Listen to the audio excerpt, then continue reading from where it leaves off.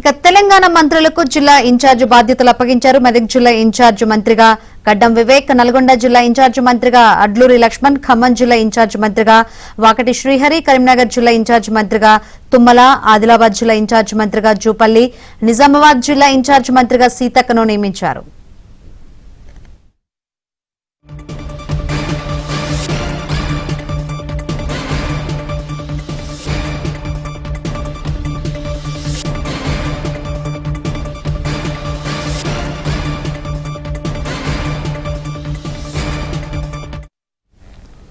మంత్రిగా అడ్లూరి లక్ష్మణ్, ఖమ్మం జిల్లా ఇన్ఛార్జ్ మంత్రిగా వాకటి శ్రీహరి, కరీంనగర్ జిల్లా ఇన్ఛార్జ్ మంత్రిగా తుమ్మల, ఆదిలాబాద్ జిల్లా ఇన్ఛార్జ్ మంత్రిగా జూపల్లి, నిజామాబాద్ జిల్లా ఇన్ఛార్జ్ మంత్రిగా సీతక్కను నియమించారు.